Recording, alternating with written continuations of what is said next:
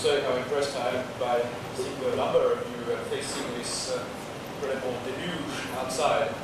I'll start without delay by showing you these two academies, two drawings, one by Camille Pissarro and one by Cézanne, both in their 20s, and both executed in the same art school, the Académie Suisse in Paris in the 1860s.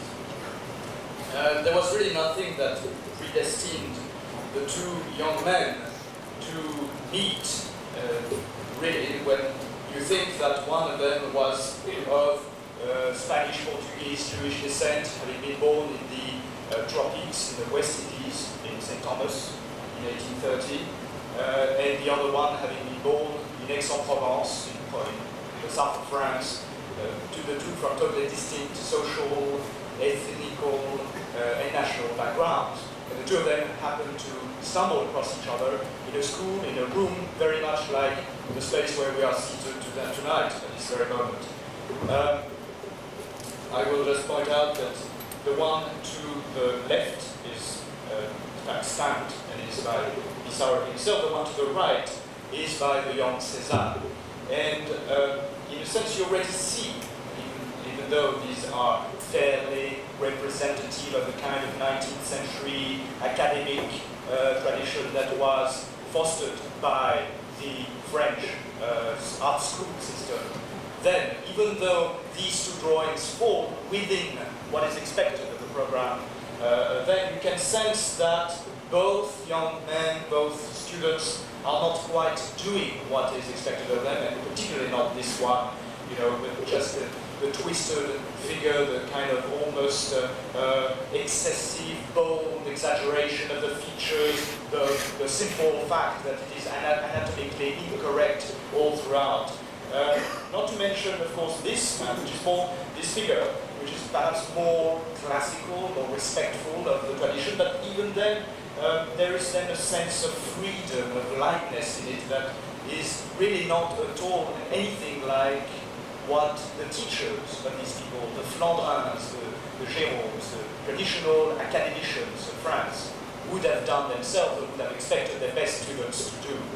So, in other words, these two were failures. They were bad students in the sense of what the French Academy was expecting.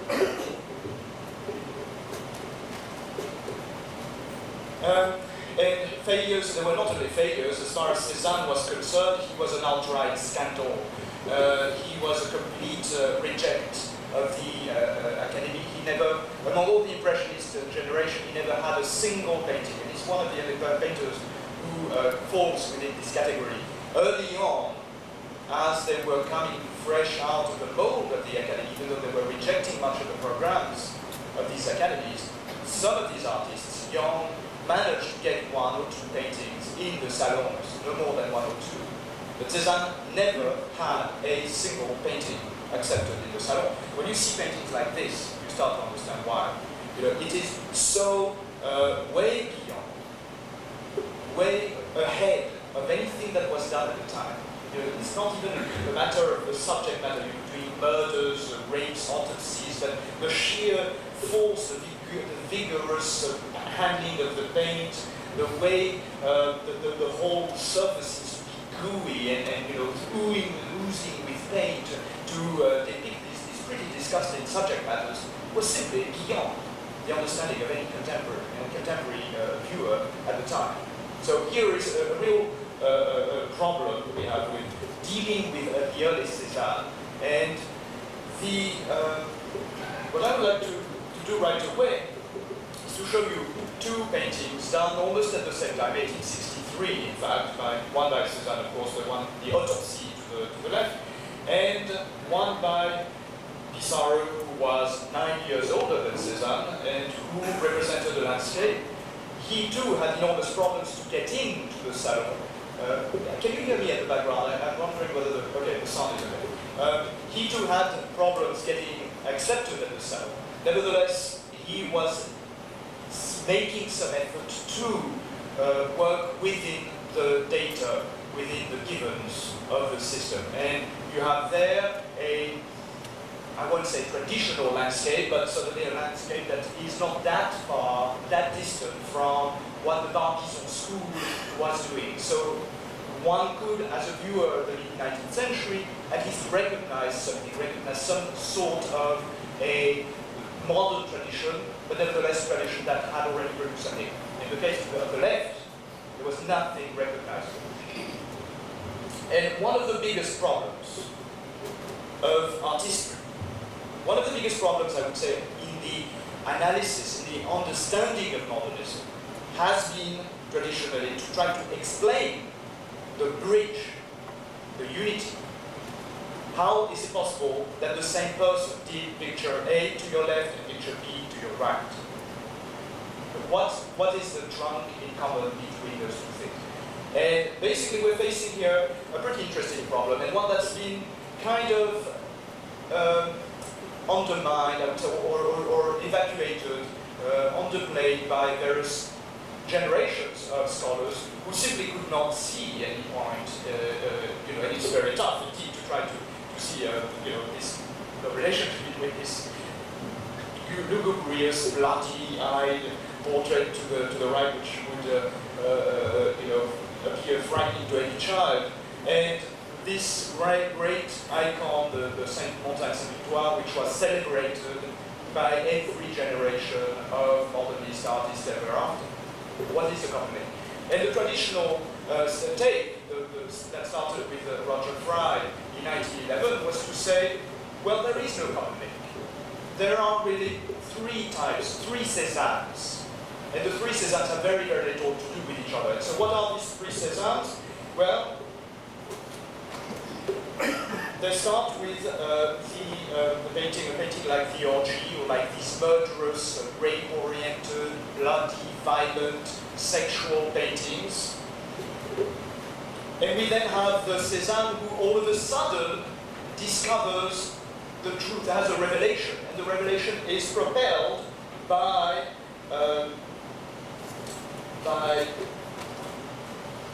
this man, Camille Pissarro, and here is Cézanne himself. This wonderful sort of almost devotional attitude is very reflective, as the young student who bows in front of the ominous authority in front of him, Pissarro. Anyway, if we follow the Fry reconstruction of, as I'm trying to tell you, how one went from A to C, A, the early Cézanne, C, the late modernist Cézanne, acclaimed by all the generations of modern artists, we have in between A and C, the B phase that you see here, where Cézanne has this revelation and discovers the strength of landscape painting and goes through a brief but nevertheless critical phase, which is his impressionist phase, under the aegis, the tutorship of Camille Pissarro, his senior by 9 years, who has the authority that his white hair and grey beard gives him, and also his respectability among the young forthcoming avant-garde. Again, I'm following here what Roger Fry says. And we then go on and have a complete logical passage to the third phase with the Mont Saint-Victoire and the later, the proper modernist Cézanne. Now, what I would like to suggest to you is that perhaps this somewhat simplistic traditional description of the passage from early Cézanne to late Cézanne, with using the impressionist phase or the relationship with Pissarro as a kind of tiny bridge of critical importance, but that can quickly be disbanded so that Cézanne becomes really the Cézanne that we all know, i.e. the real Cézanne, the Cézanne of the 1880s, and more important of the 90s and of the 1900s, that this notion can perhaps be looked at again and be questioned somewhat. And we can see that perhaps the reality itself is somewhat more complex than this. And I'd like to show these two almost contemporaneous self-portraits at the same time, showing very clearly the age difference. But of course, even as a young man, Pissarro is only 43 in this self-portrait to your right, making the Musée d'Orsay. Even as a 40-year-old man, Pissarro had a white beard that really gave him that appearance, a very spectacular fatherly appearance. And here's this wonderful Cézanne in front of a painting by Joan that is painted behind, which in fact is in the Houston Museum of Fine Arts. And again, what I find interesting here is that you do see the same sort of thick, coarse, direct way of handling the paint that you did find in the early pictures, with his, very violent, very provocative type of subject matter. So I'd like to suggest here that there is a connection between the two, the early and middle Cézanne. And here is a very interesting work of the mid-70s, therefore, of the Impressionist period proper. Here is a portrait of Cézanne by Camille Pissarro. And here is an amazing kind of set of plays and games and puns and witty sort of allusions. I like to see this painting very much as a sign of humor between the two. These two artists were very making fun, not only at the rest of the world, but at each other, at what came before, and they were, very full of this kind of critical, provocative type of attitude. And you can see this through this weird the axis, the way the gaze of Cézanne is not exactly focused. It seems as though he's slightly cross-eyed. But of course, this is repeated by this odd figure here, who seems to be almost spilling his beer on top of Cézanne's head and sort of mocking himself behind his back. And that is, of course, a caricature of Courbet himself. Courbet, who is seen by both people, by both artists, as this grand figure, as the figure of realism, but also the figure of anarchism, the figure of rebellion against the system. That grand artist who was thrown out of France and had to be, to seek exile in Switzerland, no less. Switzerland being, by the way, the cradle of anarchism, where Bakunin, Kropotkin, all the Russian anarchists were residing and were writing and publishing all the books that these two people were very much reading. But then you look around here, and all you see is, you think, well, is this a landscape? It's not at all a landscape. It is a painting by him. And it is a painting by him that you see, in fact, in another painting by him. So there's all these games. What the reality that you see behind Cézanne's portrait done by this man, is one that is entirely pictorial. The pictorial world has taken over. The pictorial world is the reality behind. There is no other background, in other words, than these sets of images. And what are they? They're a painting by Pissarro. There's a caricature of Courbet. It is not a deferral. It is not a devotional, respectful portrait of this grand figure. It's a joke. And here's another caricature. Here, a very obviously kind of a political caricature. Here of the Prime Minister of France, Adolphe Thiers. And I will not bore you with the details of the political anecdote here. This is just a kind of allusion to the fact that Thiers was essentially a political whore, that he sold himself out to the Germans, to the Prussians. And here you see him here pulling out the baby, and the baby is he sold, gave a lot of money to the Prussians after the Franco-Prussian defeat. And this is a caricature of that. But anyway, for what interests me here is this kind of ongoing dialogue already by the early 70s between one artist and the other, who form this language that is very clearly articulated around pictorial problems of a different sort, of a new form. And of course, to show you that this is really not natural at the time, I would like to point here two paintings by one direct contemporary of them. This man was born a few years before Pissarro and died 2 years after Pissarro, and this is Jérôme. This is a struggle, a fight, a rooster fight organized by young Greeks, and this is the most successful painting of the mid-19th century in France. Every French person would know what this is. Oedipus by Flandrin, 1863. The Salon of 63, Flandrin won over every medal, every award. The painting was bought immediately by the French state. He was crowned as the great genius of French art. And Flandrin was somebody who taught in an art school and who had a great following. And he was a very wealthy, very honored individual. And he taught art history as well as art, and summarized very neatly the notion of art history, he said to his students, and this is recorded in various writings, well, really what you have to remember is Phidias, Raphael, and myself. Never, needless to say, none of the people who you saw afterwards remembered him, or in fact, I think I would say there was, on the contrary, a deliberate effort to omit, to obliterate anything that these people represented. And what I would say is that Cézanne and Pissaro met around two focal points. The focal point number one is what you've just seen on the two slides, previous slides. It's a focal point that involved their rebellion against the system of accepted values in the 19th century France. The focal point number two is this, 1865, the Salon, where this painting is refused. And this is a major scandal. Scandal, I would say, of two sorts. Number one, this painting was so, critically acclaimed, either by its audacity, dariness, coarseness, pornographic value, or for its unbelievable directness in the way paint was utilized for the first time. And I would like to quote here a letter that the young Cézanne wrote following this, the rejection of Olympia, which incidentally was eventually bought in 1889 thanks to Monet's own efforts. Monet stopped painting for a whole year to raise the money and go to Manet's widow and buy this painting and offer it as a gift to the French state, which still 30 years later was not quite ready to see what this meant. So many art historians claim that the birth of modernism started with this particular painting.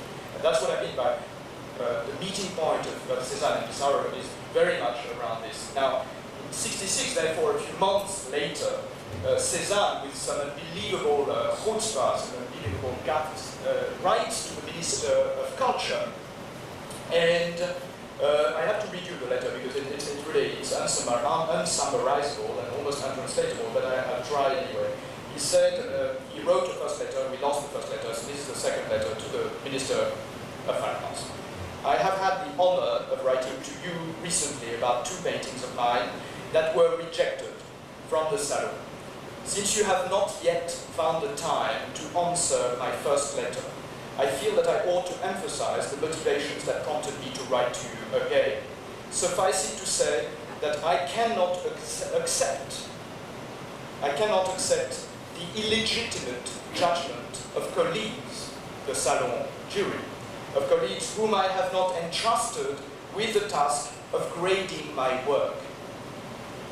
I am therefore writing with the hope that you will support my request. I wish to go by what the public says, and I want to be exhibited at any rate.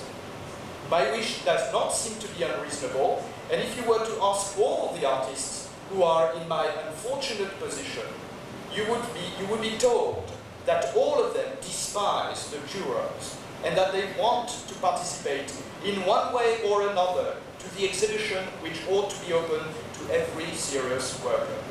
Please do bring back the Salon des Refusés, famous 1863 Salon, even if I have to exhibit there on my own.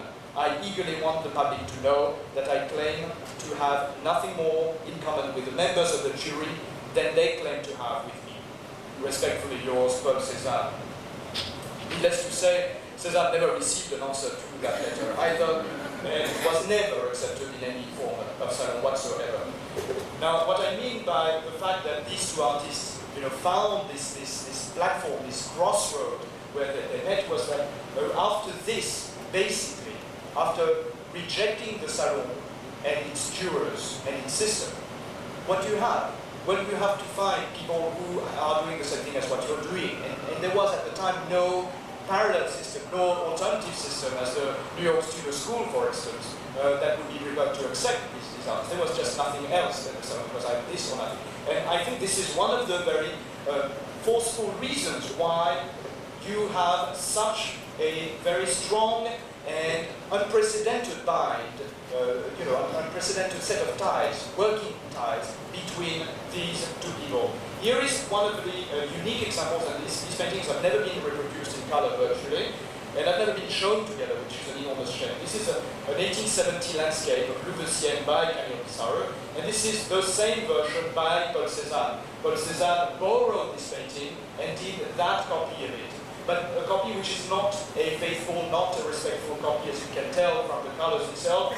If you saw the painting itself, it would be even more telling. The kind of abbreviated and more direct handling of the paint is very clearly a distanciation and a critique almost, rather than a copy of what the master is doing. And there is no, that is what the problem is with the traditional description of what these two people were. There is no master-student relationship. Even at the very early stage, what I would like to claim is that both individuals, both artists, got a lot out of this relationship, and an equal amount.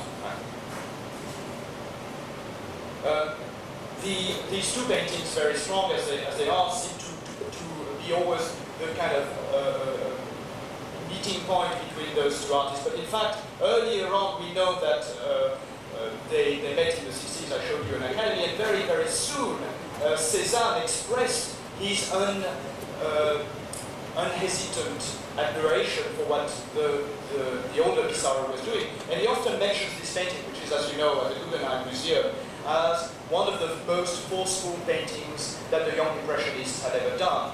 He said at one point, if Pissarro had continued to paint the way he did in those years, he would have been the best among all of us. He would have been the strongest of all of us. And this is a painting of the early 70s that sort of reflects a very simple, abbreviated, architecturally reduced depiction of the reality that they saw together in the neighborhood of Pontoise and Auvers, where they both live. Now, this is also an interesting anecdote, perhaps some of you don't know, but by 1872, Cézanne was so, the relationship, the working collaboration was so important to both artists that Cézanne decided to move and come to live almost right next door to Pissarro, so that they would, for about 10 to 15 years, go back and forth, walking dozens of miles per day sometimes, trying to seek the motif that each artist would respond to in his own milieu. Now, another sort of pictorial impact, and that is why perhaps you cannot think about, again, I'm going to emphasize this over and again, you cannot think about this relationship as one of influence of A on B. It's much more complex than that. I've already used the word exchange, I'm going to use it again. It's not just either that the two artists happen to sit down in front of a given motif and would translate directly what they had in front of their eyes. As you know, the relationships between artists is one that's very complex, that evolves through time, and through time one artist may evolve, but he may look back at what the other one was doing 10 or 12 or 15 years or more beforehand, and that is what I would argue goes on until the very end. Here is almost the same motif here, but done within 15 years apart. And you see this early Impressionist painting, pre-Impressionist painting by Pissarro, which is at the Met, the Côte du Galet, and the painting by the same motif, which is very little known because it's been in the private collection forever, and it's in the private collection in Paris. Same title, slightly different angle, but with this recognizable constructive brushwork of the early 80s by Cézanne. Now, he couldn't have come back to that motif without knowing this painting. You remember what he said about the early Pissarro. And I will now try to turn to various groups of motifs, of problems that both artists engaged in together, and in problems to which they produced a different sets of answers. I'd like to go back to this early, again, painting of the mid-60s, 67, and then just slightly later. This is by Pissaro of Toledo, and if one did not know about this, the chronology of one's relationship, one could look at this out of the blue almost and say, well, this is a direct response to Cézanne. But of course, this comes before Cézanne had ever done a still life. And this comes afterwards. But of course, Cézanne will become eventually the still life painter. And Pissaro, in turn, will get something from the way Cézanne has propelled the genre of still life to an unprecedented level. And here is again still life of 71 here, which is in Berlin, pots, bottles, cups and fruits by Cézanne, which I think has a lot to do with the Toledo painting here. And of course, I am arguing that eventually the Cézanne that we know, the Cézanne of the Barnes, the 1890s and 1900s, remembered very well what they were doing 30 years beforehand. Another unusual, now these paintings are virtually never published, certainly never published in color. And I do this with students sometimes, and if you don't mind, I'd like to ask you, which is which here? Who is this by? Yes, at least? Excellent, you agree? Yeah, this is an aggressive crowd. I'm going to continue though, if you don't mind. And this?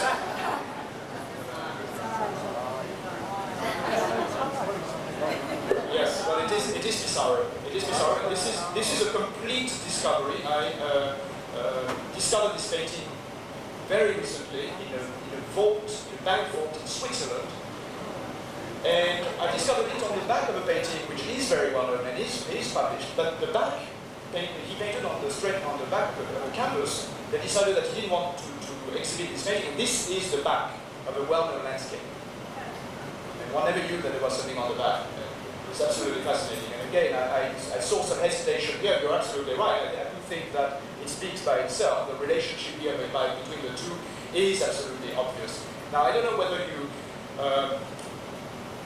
know there was, both were very eagerly attentive to, we were eager readers of Flaubert's correspondence.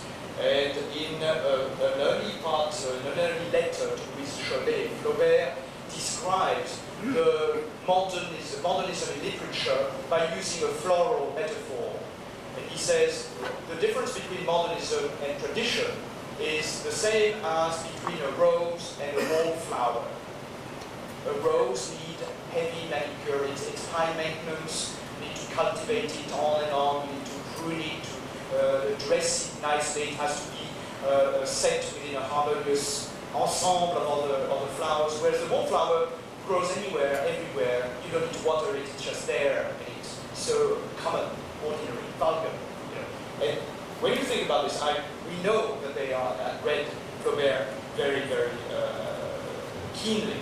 But whether or not this is a direct quote to Flaubert, what is absolutely obvious here is that the choice of flowers, the choice of floral arrangements that both artists is picking for these two motifs is radically against, radically different from anything that had been done even by some of their contemporaries. Think about Fontainebleau, for instance. You know, there's no such thing as a kind of ultra-sophisticated, well-chosen, beautifully arranged flowers. You know, there's kind of dumped together the type of flowers that were cheap and simple to grow, dahlias that their wives would have grown on the outside of the house, you know, with very little budget, as we know, they have virtually no money. And so this decision to go at the most ordinary, the most common, the most banal subject matters is a quintessential principle that applies to almost anything and everything they do, whether they do a floral still life, a landscape, or a portrait, whether they decide to depict an individual or human figure, the same principle will apply. Now, I'd like to show you also a few fruit still lifes which really follow the same principles, you know, with this very simple and half broken here jar, and the relationship again between the detail of the motifs of the wallpaper with the floral motif on the jar itself. You find it more conspicuous, of course, in the Cézanne, where this cruciform motif of the wallpaper kind of plays and echoes the motifs of the tablecloth. Now we're only in the 70s here, and this is a principle which is, even though it's very discreet and very nuanced, it will be very much in your face 20 years down the lane. So there is where it all starts, and it starts not with Cézanne coming out of the blue, but it starts with those people kind of evolving dialogue around these very ordinary matters.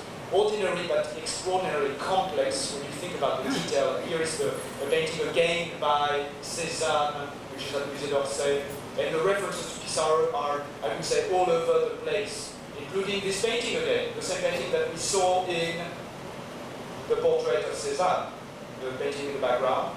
You remember that tree, that castle house here? Same thing. It's, you know, and here is this set of puns and of quotes. I paint, you paint, I paint about what you paint, and I include your painting in my painting, and so on and so forth, which has, I believe, virtually no precedent. But it is a major precedent when you think about it, because for generations onwards, one could sort of redo a kind of a brief art history of modernism, just focusing on these kind of pairs or groups of artists. And you think about, you know, Matisse and Derain in the early 1900s, of course, Cézanne, Picasso and Braque is obvious, but Joan and Rauschenberg and so on, and you know, is a number of examples. So this sets a different standard, certainly, for what is to come. Now, I wanted to show you also, knowing how Cézanne keeps referring to these paintings of the late 60s, a group of paintings that was shown in the origins of Impressionism, for those of you who saw that show at the Met, where it was absolutely wonderful. The curators brought about half a dozen of these incredible, forceful, overwhelming almost paintings with their vast simplicity done by Pissaro, which Cézanne knew very well, because one of them was owned by the earliest collector who collected both Pissaro and Cezanne for, and he quotes it and refers to it in letters. And one sees here, I'm sorry, I want to go back to this one. I wanted to show you again what Cezanne derives. This is slightly later than this. You know, very much the same kind of intricate, interlocked system of gardens and cubicle houses working with each other, except, of course, that Cézanne aggregates. Cézanne sort of propels the gaze of the viewer through the painting quicker, and he does something that nobody else has ever done. This kind of using the vegetation as a framing device, which, of course, Pissaro doesn't ever dare do, certainly not at this point. Then the two of them go on exploring the streets of Auvers together, and this is one of the problems with again, perhaps the history of modernism, that certain paintings are ultra celebrated, like La Maison du Pentu, which is at the Musée d'Orsay, and which was in the first Impressionist exhibition of 1874 by Cézanne. But what one does not know is that even though this painting is far less audacious, perhaps far less daring, provocative compositionally, one does not often mention the fact that these two people were working again and again, day in, day after, in Auvers, and had basically canvassed, you know, almost like a police search group, the entire streets of Auvers. There hadn't been a spot where they had not been. Here we have other examples. This is in Ottawa, the National Gallery. This is in a private collection in Geneva. Now, who's done what? Who's done this? Yes, very good. Both are by Pissaro. Of course, the missing element. Yes. What one, you know, doesn't realize is that Pissaro was very much in Auvers in 1890 when Van Gogh came to seek refuge shortly after his stay at the mental asylum in Arles, in Saint-Rémy. And this very much, if you go back to this painting, sorry, this is exactly the same street, the Rue Saint-Rémy, by the way. And you see the way the thatched roof very typically fall on the street. Now, the thatched roof today, if you ever go to Auvers, have been replaced by slate roofs. But the slope of the roof still comes almost to the street level, very much the way that Van Gogh has treated it. And what I mean to say here is again that this early relationship was very seminal to the development of Impressionism and Post-Impressionism with Van Gogh. Now here is an extremely interesting example. 1873, I'm not going to ask you the quiz here. 1873, Pissaro seems to be on his own. The same motif exactly, you recognize this is a convent called Les Mathurins. Cézanne conspicuously empties the road. You never see a figure virtually in Cézanne's paintings. It's very interesting. And you see how 2 years later, it's done in about 1875, Cézanne kind of inflates the vocabulary, pictorial vocabulary that his friend here had resorted to 2 years earlier, and intensifies it. And Cézanne at the time writes and uses the most extraordinary metaphors. Don't forget that he had written poetry himself. Both of them were very, very eager readers of literature and of poetry. And Cézanne writes this incredible kind of over-the-top type of metaphor. He says, my whole brain will flow into that green and into the sap of these trees. Now, this is 1873 Pissaro, 1875 Cézanne, which is at the Bushmead, by the way, and we then get 1875 Pissaro. Now, what I find interesting here is that this painting, which is in Basel, by the way, the Kunstmuseum, is closer to that painting than it is to this painting. You would agree, I think.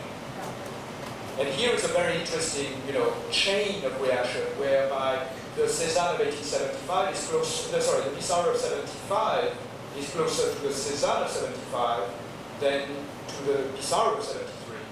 And you might go on, creating chains like this as you look at both works. But as I say, it is pretty difficult because a number of those slides that you're seeing tonight are not published in color, which doesn't help. And I'd like, well, shall I play this quiz on you, this one? The one to the right. Yes? Both Pissaro, yes, you're absolutely right. Both are by Pissaro again. Now, this is a very problematic year, 1875. If you read both sets of monographs on either artist, you will read that in 1875, there seems to be no contact between both artists, which I cannot believe. I cannot believe because of paintings like these. And the historians tend to work in a funny way. If you have no evidence, then it means that there is no fact. But what if they wrote lots of letters to each other that we, for some reason, lost those letters? They kept moving back and forth, and the 70s anyway are fairly poorly documented as far as their correspondence is concerned. So it is true that there is not a single letter between those two artists in 75, but my claim is that they kept working in each other's medium in a way, in an unprecedented way. I think I would argue even that 75 is the year where they get the closest to each other, where they virtually seem to be sharing the same tools, the same canvases, the same color, and so on and so forth. What is also terribly apparent, and which is never happens beforehand, never happens afterwards, in 76 it's over, is the fact that Cézanne and Pissaro use alternatively in the same canvases, palette knife and brushwork. And they go at extreme, at some efforts to order the right sort of palette knives, they have different tools. I mean, technically for those of you who are artists, just to read the type of letters and the type of materials they order at this time, it is absolutely fascinating. And you find the same, I know it's difficult to read on this slide, but you find exactly the same type of appliance of paint in that painting, which is also in Basel by Pissaro. A mixture of brushwork, as in the foliage, and just this kind of rather crude and slappish way to apply the paint with the trowel, palette knife. 75 again. Pissaro to your left, Cézanne to your right. Pissaro is in Mannheim and virtually never travels. Very sadly, same thing. Alternation of Pissaro here. Pissaro in the German Museum in Mannheim, and Cézanne at the Musée d'Orsay. And what you see here is that probably the result, I would argue, of the particular technique of the palette knife, where you just can't brush with a palette knife. You have to, like a fencing gesture, you have to apply it directly on one go. And this kind of the famous constructive brushstroke, as Ted Reff called it in 1963, that's so much the signature mark of Cézanne, might perhaps technically be the result of the utilization of this palette knife. And here I'm doing something funny again. This is painting in the Ashbury Museum, which is too seldom reproduced by Cézanne. And I'm doing what I said before, which is that he kept referring, a dozen years later to those great monumental early paintings by Pissaro of the mid-60s. So this is the kind of ongoing Cézanne who looks back behind his back at the early Pissaro again. Now here's an extraordinary example. These paintings do not have much to do with each other. What I claim here is that this painting, which is in Stockholm by Cézanne, I would argue that in each of these paintings, each artist takes the clothes of the other.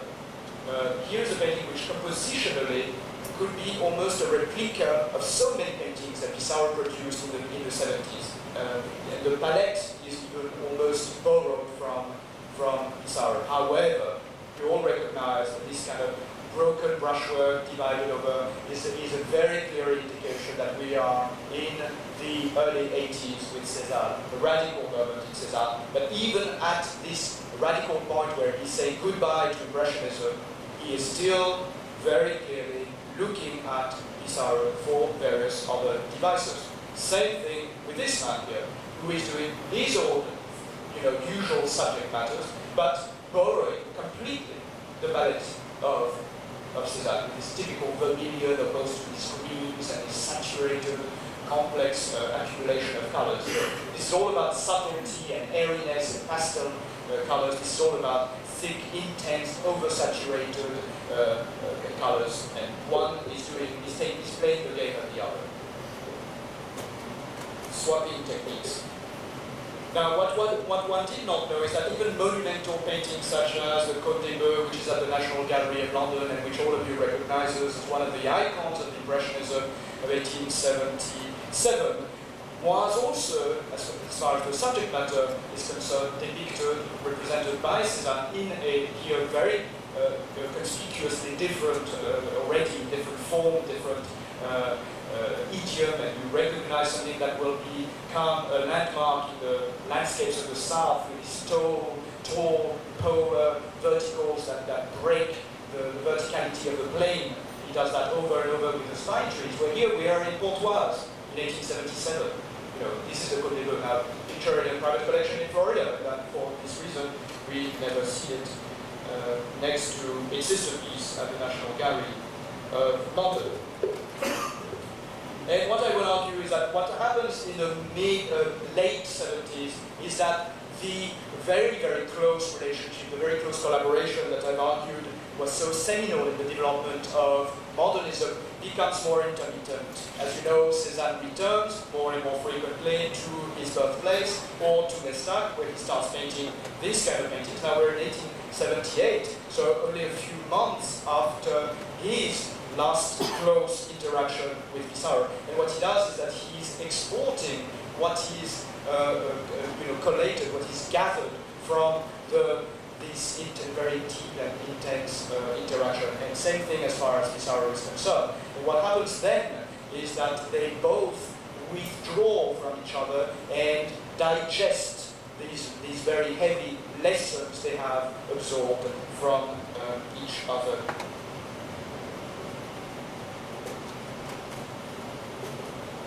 And here we come to the very end of that fascinating, I'm trying to calculate exactly, 17-year span of relationship. This is often mentioned, even though we never see the two paintings in color, again, for a simple reason, is that they both lie in very obscure and difficult of access private collections in Japan. And one is not even in Tokyo, this one is not in Tokyo anyway. This is Pissaro is in Tokyo, and this one is in the suburbs of Tokyo by sheer chance, serendipity. I'm hoping one day that we will do the exhibition that so many colleagues eagerly await, where we bring together these incredible works, and that will be fascinating to see this pair reunited. We're in 1882 here, and you can see, now here is the older Pissaro. Look at the sky here. Look at this. Look at everywhere. What is this knitting of the brushwork? What is going on with this quivering surface? Where did he get it from? Who's behind this? Here is the young Cézanne who is teaching the old man how to repaint. But it's not so simple as that. I mean, this is an ongoing process, and this is why I like to emphasize over again that it is a continuous give and take relationship. And here in 82, Cézanne is already, way into his constructive brushwork relationship. Yet this landscape, when you compare it to anything he does in the south, pays a very close homage to the Pissaro. And here again, I would argue that there's perhaps something almost unconsciously perverse about the two. It seems as though the Pissaro here is borrowing, the diagonal knitting, crisscross brushwork everywhere in the sky, and that Cézanne is almost conspicuously restraining from doing it to be closer to his own friend. I don't know, it's very interesting. Anyway, at this point, Cézanne, I mean, we do see it somewhere, like in the diagonal, hash work, brushwork in the slopes of the hills is an indication of that. But look at the sky, it's much more unified. Now, of course, during the 1880s, most historians argue that basically Cézanne and Pissaro stopped seeing each other. That's the end of that relationship. 1882, Pissaro gets more and more heavily into his anarchism. Here's a drawing which is in the Dallas Museum of a meeting of anarchists. He moves on with other relationships. He picks up the young Gauguin, this wonderful drawing, double drawing at the Louvre, where you see this portrait of the young Gauguin by Pissaro and the portrait of Pissaro by Gauguin. Absolutely extraordinary work of art, and again showing that Pissaro was, in a sense, as Marie Cassatt called him, would have been able to teach stoves how to draw. Both artists, independently of each other, painted their wives, and as we know, one of the two became much more into this as a mode, as a style, as a genre, than Pissaro, but I wanted to show them anyway.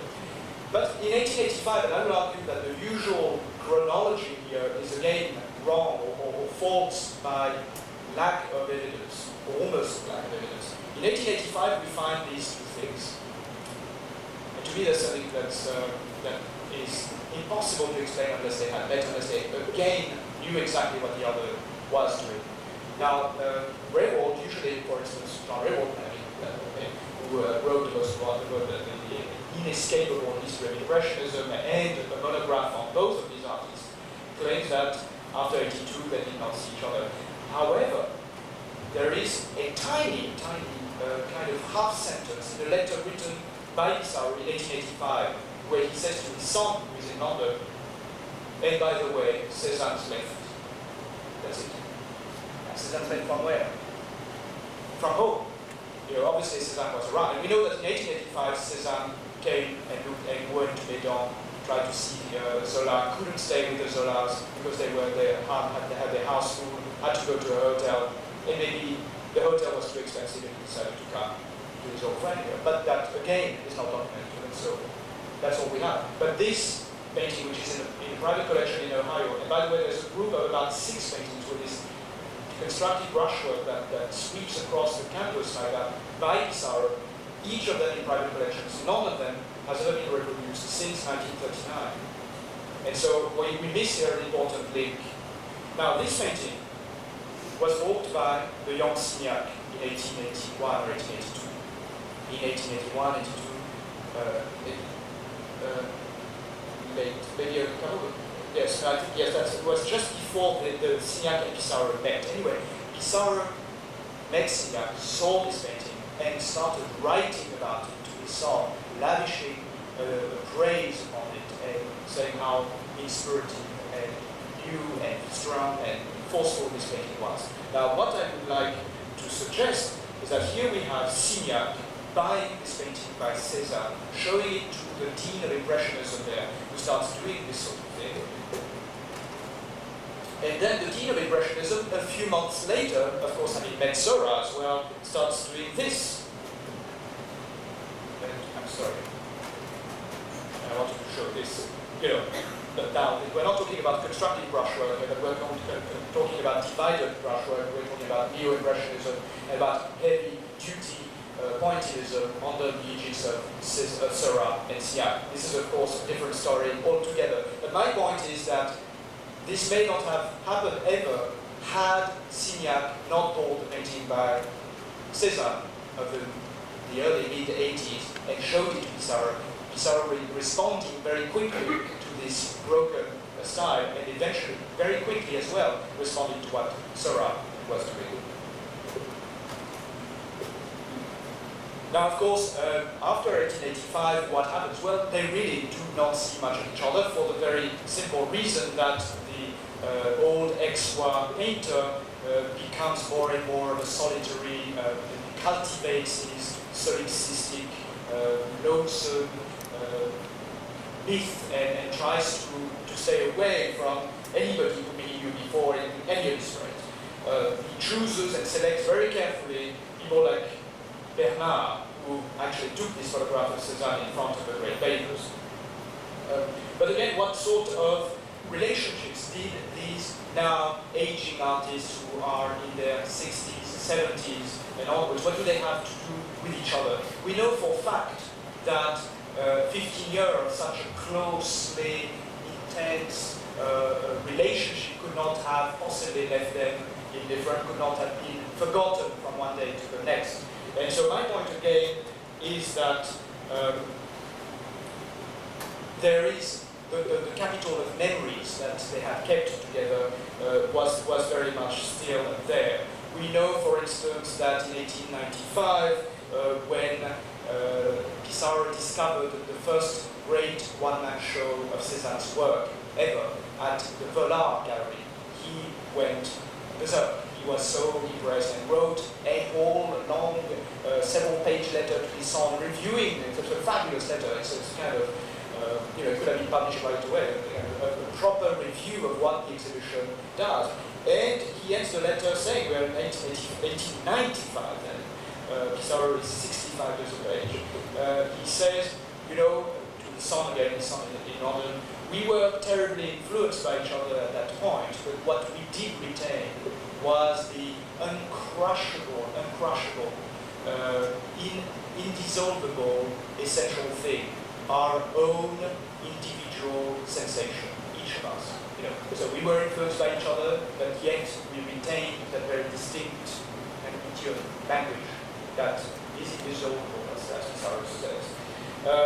And what I'd like to suggest as well is that even the ex-war master, who then claims, professes to hate everybody, he claims that he's been pillaged, he's been crooked by all the impressionists, that they all got their careers down on his back, and he becomes completely paranoid. He was never a simple character to start with, but with age he doesn't get any better at all, and refuses any sort of contact.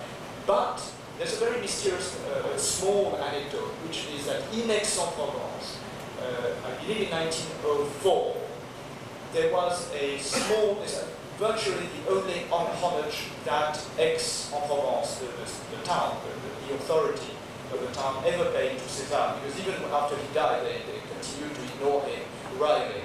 Anyway, in 1904, he had a small show, I believe essentially watercolors, and he signed, at the time being already, contrary to what happened early in his life, as a celebrated, a very famous man, very much honored by the younger generations. He signed that exhibition, Cézanne, pupil of Pissaro. And what I'm interested in here is something that we never dare do, is looking back again, as he kept doing in his correspondence, at the Pissaro of the 1860s.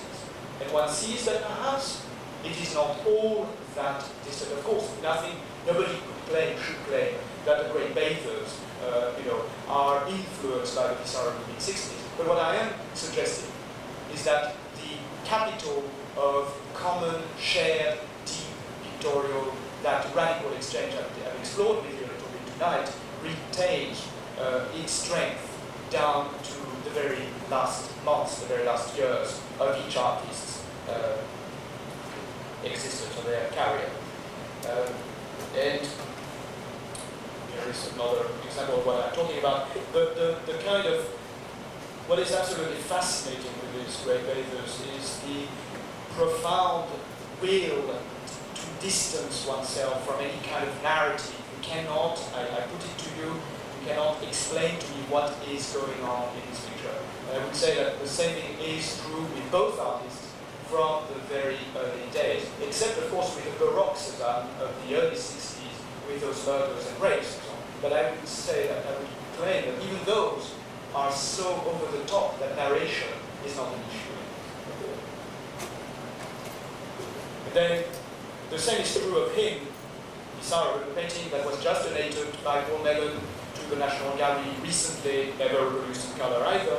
And of course the portraits, the type of portraits, male portraits that Cézanne would have exhibited at Vollard in 1895. And here is a response by the older man looking back, after having written this unbelievable review. How could they both remember the daring, forthright, audacious, and yet sober qualities that they had found in each other's art decades beforehand? And I'd like to conclude with this wonderful painting of Uncle Dominique as a monk, a painting that stands as a kind of ominous monument that announces so much of, I think, what is about to be said by both artists, strangely enough, even though this is by Cézanne. And I'd like to conclude with this wonderful quote to which Pissaro would have absolutely agreed, which is here by Cézanne. Cézanne says, "Art is a religion. Art is a religion. Its aim is to elevate our minds." Thank you very much.